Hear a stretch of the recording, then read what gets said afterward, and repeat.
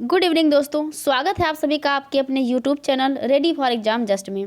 दोस्तों, कल हमने फंडामेंटल राइट्स यानी मौलिक अधिकार की क्लास को पढ़ लिया हुआ था। कौन कौन से महत्वपूर्ण तथ्य उनको देख लिया हुआ था। आज हम पढ़ेंगे, जैसा कि हमने कल प्रॉमिस किया था कि आज हम राज्य के नीति निर्देशक तत्वों को देखेंगे। तो राज्य के नीति निर्देशक तत्व जो भी यानी कि DPSP, directive principles of state policy, तो इससे संबंधित महत्वपूर्ण सारे तथ्यों को आज हम पढ़ लेंगे और इन पर आधारित प्रश्नों को हम दूसरी क्लास में लेके आएंगे। वीडियो बड़ी ना हो इसलिए हमने इसमें प्रश्नों को समाहित नहीं किया हुआ है। तो चलिए बिना देरी किए हुए अपनी क्लास को हम पढ़ते हैं, रिवीजन करते हैं। ये जो टॉपिक है ये UPSSC पेट के लिए महत्वपूर्ण है, उसमें जो है सिलेबस में ये दिया हुआ है, राज्य के नीति निर्देशक तत्व। तो चलिए शुरू करते हैं अपनी क्लास हम। तो राज्य के नीति निर्देशक तत्व DPSP अपने ये कहाँ पे, ये आर्टिकल 36 से 51 में। तो सबसे पहली चीज़ जो महत्वपूर्ण तथ्य हैं उनको हम देखते हुए चलते हैं कि कौन कौन से प्रश्न बन सकते हैं। तो अगर प्रश्न पूछे कि किस आर्टिकल में दिया गया है, तो राज्य के नीति निर्देशक तत्व तो ये 36 से 51 में है, आर्टिकल 36 to 41 भाग 4 में। भाग 4 के अनुच्छेद 36 से 51 में राज्य के नीति निर्देशक तत्वों का उल्लेख किया गया है। ये कहाँ से लिया गया है, तो ये लिया गया है आयरलैंड के संविधान से। तो DPSP लिया गया है आयरलैंड के संविधान से। भारतीय संविधान में राज्य के नीति निर्देशक तत्व आयरलैंड के संविधान से लिए गए हैं। तो दो महत्वपूर्ण तथ्य 36 से 51 में DPSP है और दूसरा इसको कहाँ से लिया गया है, इसको लिया गया है आयरलैंड के संविधान से।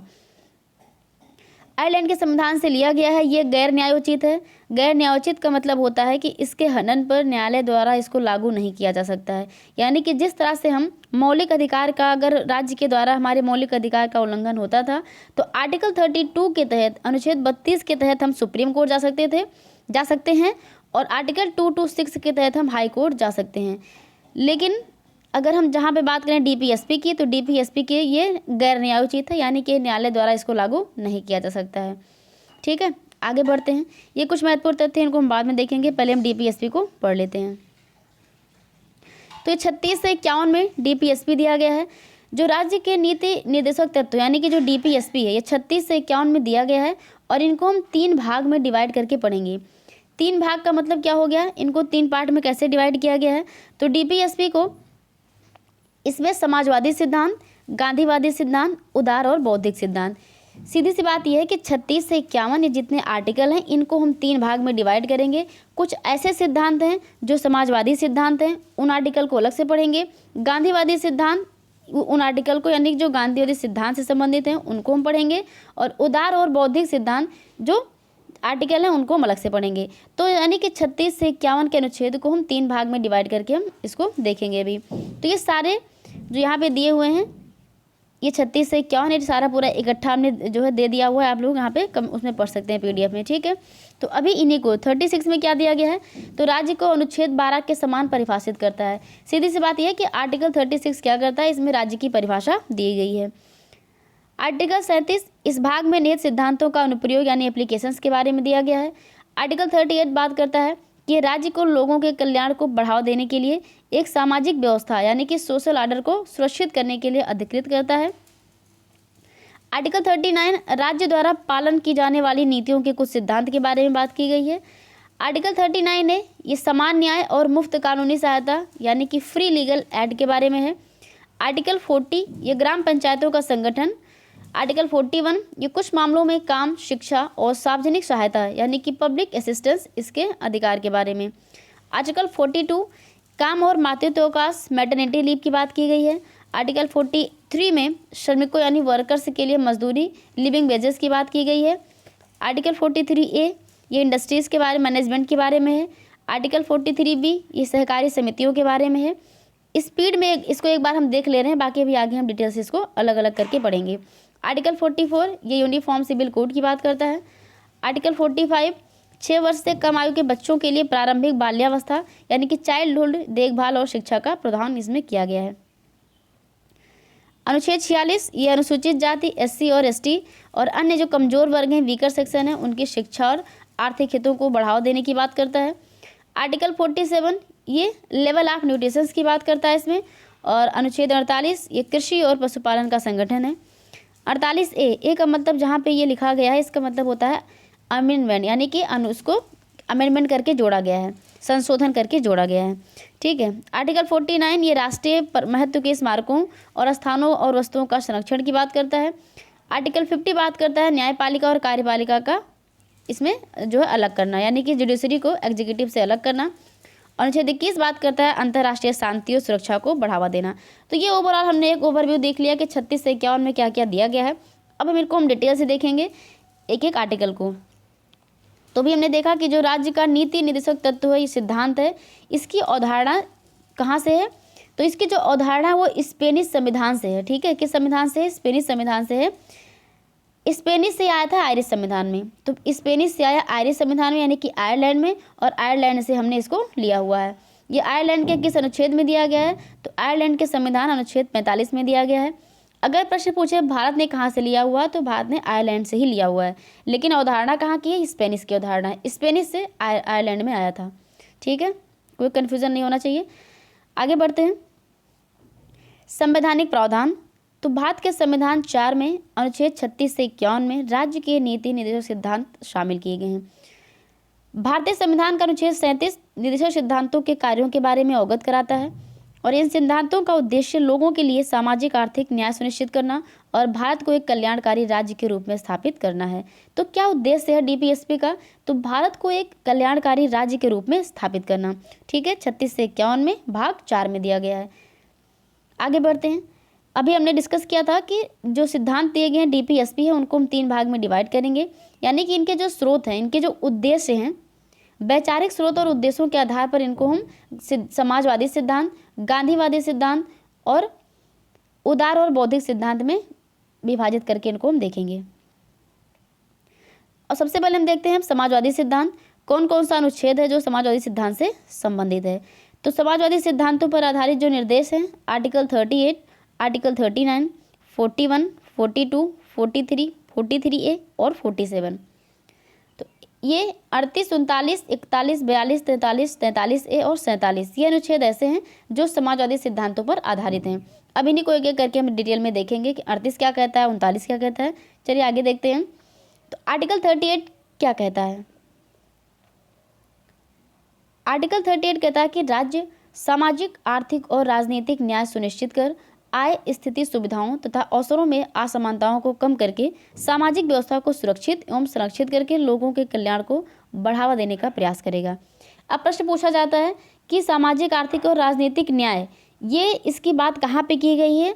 ये प्रश्न पूछा जाता है। तो ये डीपीएसपी में की गई। ऑप्शन में मौलिक अधिकार भी होगा।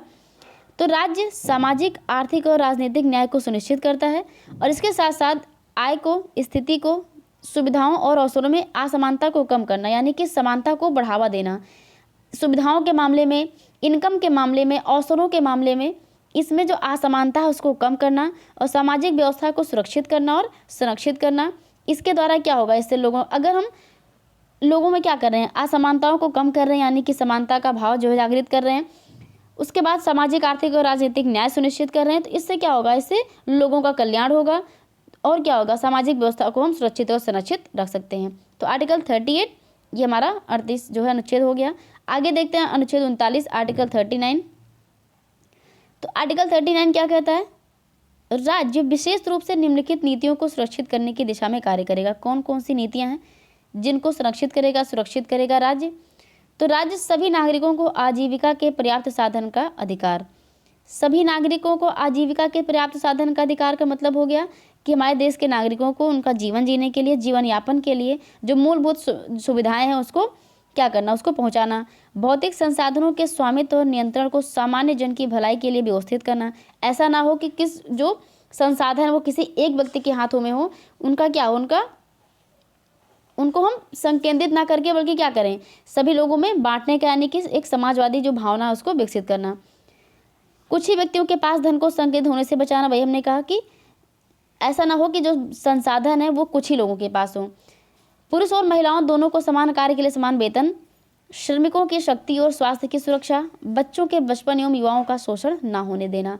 तो ये अनुच्छेद 39 की बातें हैं जो हमारी परीक्षाओं में पूछी जाती हैं, महत्वपूर्ण है ये। तो आपको याद रखना है कि पुरुषों और महिलाओं को समान कार्य के लिए समान वेतन अनुच्छेद 39 से संबंधित है। जो धन है, जो संसाधन है, उनका संकेंद्रीकरण ना हो, ये भी 39 से संबंधित है। ये आपको ध्यान रखना है। और सभी नागरिकों को आजीविका के पर्याप्त साधन का अधिकार होना चाहिए। ठीक है। आर्टिकल 41, तो 41 में क्या है, 41 कहता है कि बेरोजगारी, बुढ़ापा, बीमारी और विकलांगता के मामले में कार्य करने, शिक्षा पाने और सार्वजनिक सहायता पाने का क्या है, अधिकार सुरक्षित करना। तो अनुच्छेद 41 में क्या है, 41 कहता है कि बेरोजगारी में, बुढ़ापा हो, बीमारी हो या विकलांगता हो, तो ऐसी दशा में, ऐसी स्थिति में शिक्षा पाने का और सार्वजनिक सहायता पाने का अधिकार होना चाहिए। अगला है अनुच्छेद 42, इसमें राज्य काम की न्यायसंगत और मानवीय परिस्थितियों को सुनिश्चित करने एवं मातृत्व राहत के लिए प्रावधान करेगा। तो राज्य काम की न्यायसंगत और मानवीय परिस्थिति, यानी कि ऐसी स्थिति हो जहाँ पे काम करने की जो काम करने का माहौल हो वो क्या हो, वो न्याय संगत हो, मानवीय परिस्थितियाँ अच्छी हो और मातृत्व लाभ के लिए, मातृत्व राहत के लिए ये प्रावधान आर्टिकल 42 के तहत किया गया है।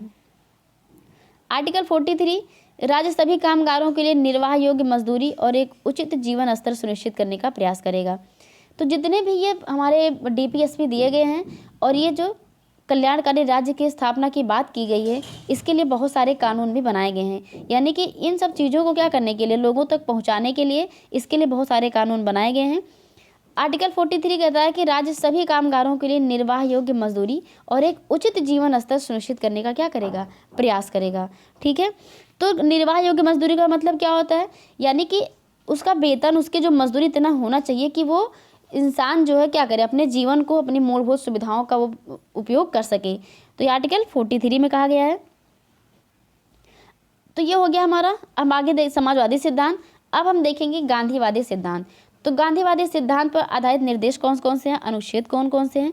गांधीवादी सिद्धांत का मतलब ये हो गया कि जो गांधी जी की विचारधारा थी, उन विचारधारा को किन किन अनुच्छेदों में दिखाया गया है, लिखा गया है, यानी कि गांधीवादी विचार को DPSP के कौन से आर्टिकल में हमको दिखाई देता है। तो आर्टिकल 40 है, 43 है, 43 का B है, 46 है, 47 और 48। अब इसमें आपको कभी क्या होगा, गांधीवादी सिद्धांत हो या उदारवादी सिद्धांत हो या फिर समाजवादी सिद्धांत हो, तो आपको कहीं कहीं पे एक आर्टिकल दो जगह, तीनों जगह मिल सकते हैं। तो इसका मतलब ये नहीं कि वो गलत है, उसके कुछ प्रावधान, यानी कि आर्टिकल 40 के या आर्टिकल 43 के या 43A अभी जो था, तो इसमें क्या है, उसके कुछ प्रावधान ऐसे हैं जो गांधीवादी सिद्धांत से संबंधित हैं और कुछ प्रावधान ऐसे हैं जो समाजवादी सिद्धांत से संबंधित हैं। तो ऐसा नहीं कि एक आर्टिकल सिर्फ एक से ही संबंधित है। ठीक है, ये आपको आगे मिलेगा, अभी आप देखिएगा जब हम एक दोबारा क्या करेंगे, उसको रिवीजन करवाएंगे। तो अभी गांधीवादी सिद्धांत में क्या आया, आर्टिकल 40 आया, 43 का B, 46, 47 और 48। तो 40, 43, 43 भी, 46, 47, 48 ये इजीली याद हो जाएगा आपको, ये गांधीवादी सिद्धांत है। बाकी आप सिद्धांत को पढ़कर भी जो है जान सकते हैं कि ये गांधीवादी विचारधारा का हो सकता है, क्या ये समाजवादी है या फिर ये उदार का है। ठीक है, उदारवादी है। आर्टिकल 40, अब आप लोगों को पता है कि गांधी जी क्या करते थे, वो स्वशासन की इकाइयों के रूप में जो राज्य ग्राम पंचायतों को स्वशासन की इकाइयों के रूप में संगठित करने के लिए कदम उठाएगा। तो ये गांधी जी की विचारधारा से संबंधित है।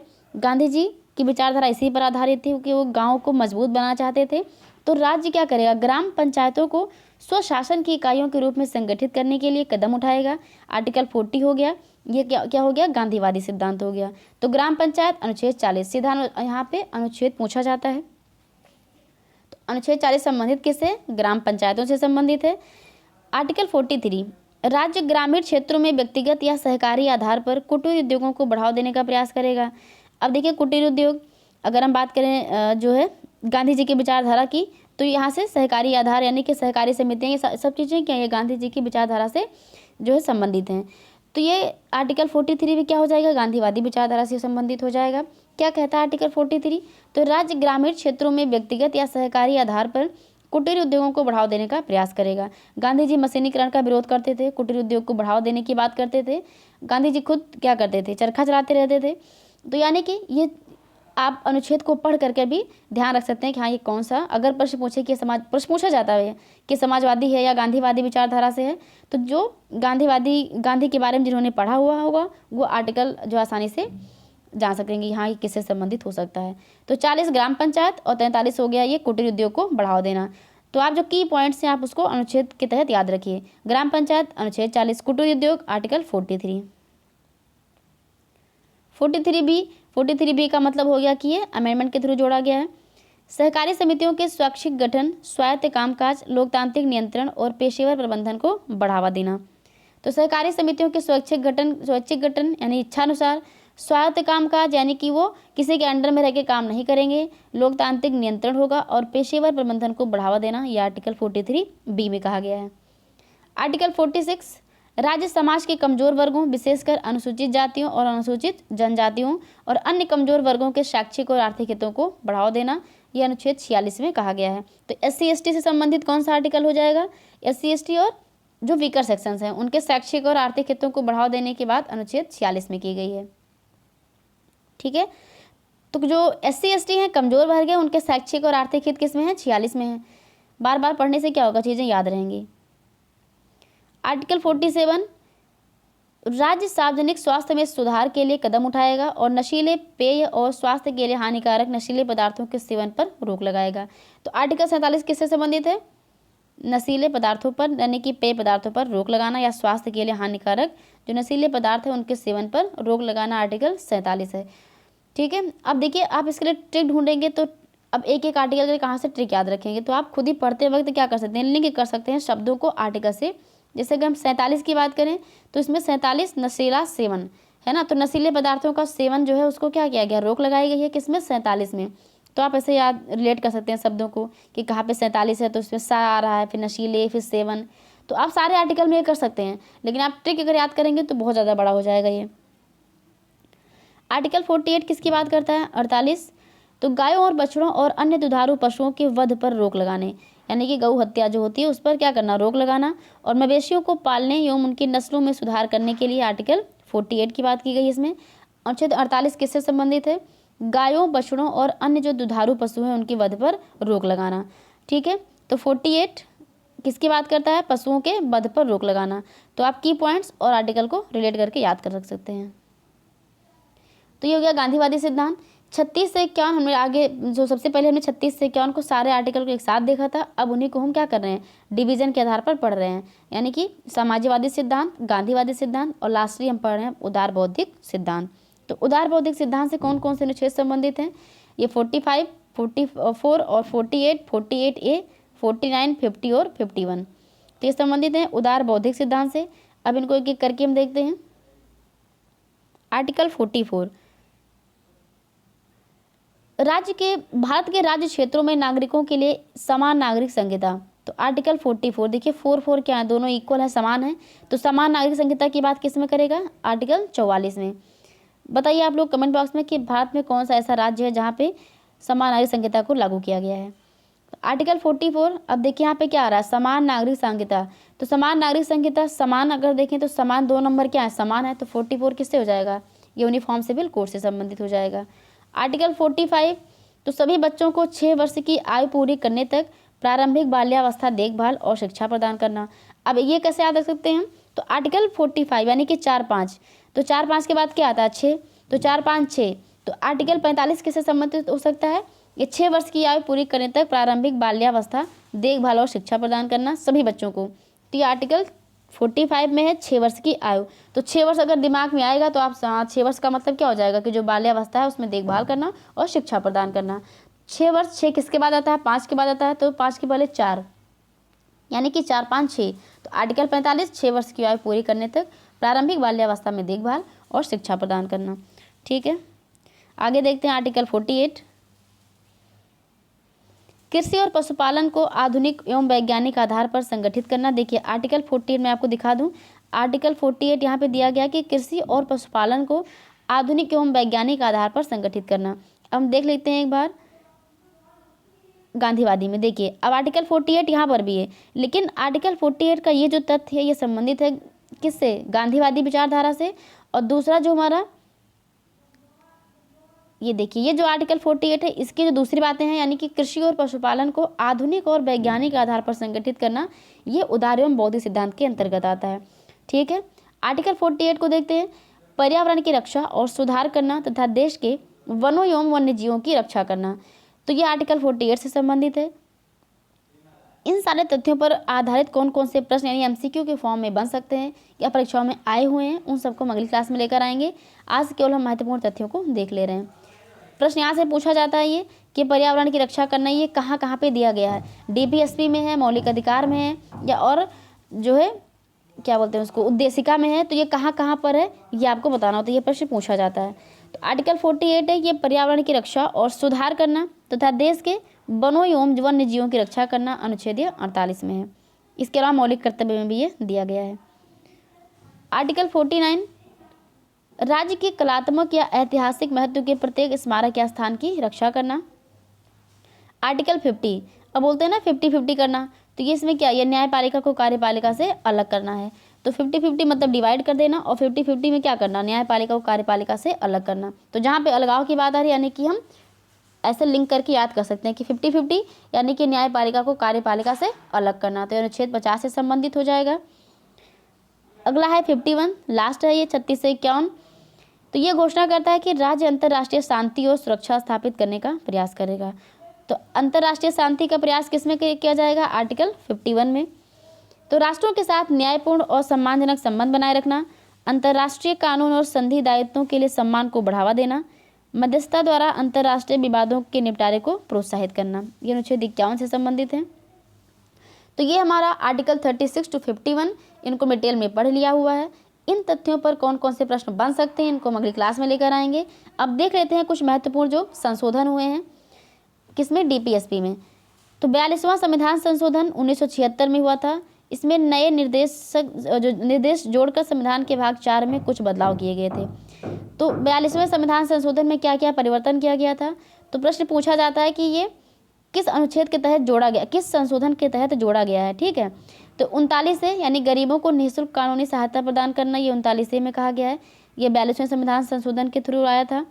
उद्योगों के प्रबंधन में श्रमिकों की भागीदारी 43 है, ये 42वें संविधान संशोधन के अंतर्गत। और 48 में पर्यावरण की रक्षा और उसमें सुधार करना, तो ये तीनों किससे संबंधित हो गए, 42वें संविधान संशोधन संबंधित हो गए। 39 है गरीबों को निःशुल्क कानूनी सहायता, 43 है उद्योगों के प्रबंधन में श्रमिकों की भागीदारी, और पर्यावरण की रक्षा ये आर्टिकल 48A से संबंधित है। 44वें संविधान संशोधन में क्या क्या जोड़ा गया था, तो इसने धारा 2 को अनुच्छेद 38 में सम्मिलित किया, जो घोषित करता है कि राज्य विशेष रूप से आय में आर्थिक असमानताओं को कम करने और व्यक्तियों के बीच नहीं बल्कि समूहों के बीच स्थिति, सुविधाओं एवं अवसरों संबंधी असमानताओं को खत्म करने का प्रयास करेगा।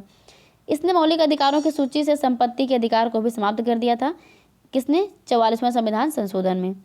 2002 में संशोधन हुआ 86वां संविधान संशोधन, और इसने अनुच्छेद 45 की विषय वस्तु को बदल दिया और प्रारंभिक शिक्षा को अनुच्छेद 21A के तहत मौलिक अधिकार बना दिया। तो ये सारे महत्वपूर्ण इंपॉर्टेंट तथ्य हैं, ये आप लोग को ध्यान रखना है। तो सारी चीज़ें हमने इसमें कवर कर दी हुई हैं। अभी हमने कहा था कि जो डीपीएसपी यानी कि एक कल्याणकारी राज्य को स्थापित करने के लिए जो डीपीएसपी में बातें कही गई हैं, उनको स्थापित करने के लिए कुछ क्या किए गए हैं, संशोधन किए गए हैं, नियम बनाए गए हैं। तो भूमि सुधार कानून भी बनाया गया। तो समाज में परिवर्तन लाने और ग्रामीण जनता की स्थिति में सुधार लाने के लिए सभी राज्यों ने भूमि सुधार कानून को पारित किया हुआ है। इनमें जमींदारों, जागीरदारों, इनामदारों, इन बिचौलियों का उन्मूलन किया गया। किराएदारी व्यवस्था में सुधार, जैसे कि कार्यकाल की सुरक्षा, उचित किराया, भूमि जोत पर सीलिंग का अधिरोपण और भूमिहीन मजदूरों के बीच अधिशेष भूमि का वितरण, सहकारी खेती। तो सारे नियम हैं ये भूमि सुधार से संबंधित हैं। ये डीपीएसपी में कही गई बातों को लागू करने के लिए किया गया है। श्रम सुधार भी किया गया। न्यूनतम मजदूरी अधिनियम वर्ष 1948 में लाया गया था। श्रम संहिता 2020 में। अनुबंध श्रम विनियमन और उन्मूलन अधिनियम, बाल श्रम निषेध, बंधुआ मजदूरी है ना, ये महिला श्रमिकों के हितों की रक्षा के लिए मातृत्व लाभ अधिनियम। तो ये सारे जो भी डीपीएसपी में दिए गए हैं उनको लागू करने के लिए सारे कानून नियम बनाए गए हैं सरकार के द्वारा। पंचायती राज व्यवस्था हमने आर्टिकल 40 में बात किया हुआ था। ये 73वें संविधान संशोधन अधिनियम 1992 के माध्यम से सरकार ने अनुच्छेद 40 में वर्णित संवैधानिक दायित्वों को पूरा कर दिया। तो आर्टिकल 40 में जो दिया गया था उसको 73वें संविधान संशोधन के तहत उसको लागू किया गया। कुटीर उद्योग, हमने गांधी जी की बात की थी आर्टिकल 43 के अनुसार। तो कुटीर उद्योगों को बढ़ावा देने के लिए सरकार ने कई बोर्ड भी स्थापित किए हैं, जैसे ग्रामोद्योग बोर्ड, खादी और ग्रामोद्योग आयोग। तो काफ़ी सारे हैं, आप लोग इनको डिटेल में पढ़ सकते हैं। पीडीएफ हम दे देंगे टेलीग्राम पर। शिक्षा से संबंधित सरकार ने अनुच्छेद 45 में दिए गए प्रावधान के अनुसार निःशुल्क और अनिवार्य शिक्षा से संबंधित प्रावधानों को लागू किया हुआ है। ग्रामीण क्षेत्र के विकास के तहत काफ़ी सारे जो है कानून बनाए गए हैं। स्वास्थ्य में ये प्रधानमंत्री ग्राम स्वास्थ्य योजना, पर्यावरण से संबंधित नियम बनाए गए हैं। वन्य जीव संरक्षण अधिनियम 1972 में आया था। वन संरक्षण अधिनियम 1980 में आया हुआ है। पर्यावरण संरक्षण अधिनियम 1986 में, ये पूछा जाता है ईयर वाइज भी। तो ये सारे पर्यावरण से संबंधित हो गए। विरासत यानी कि प्राचीन और ऐतिहासिक स्मारक एवं पुरातत्व स्थल व अवशेष अधिनियम, राष्ट्रीय महत्व के स्मारकों, इनकी रक्षा के लिए भी इनको बनाया गया है। तो ये सारा हो गया हमारा संबंधित किससे, डीपीएसपी से।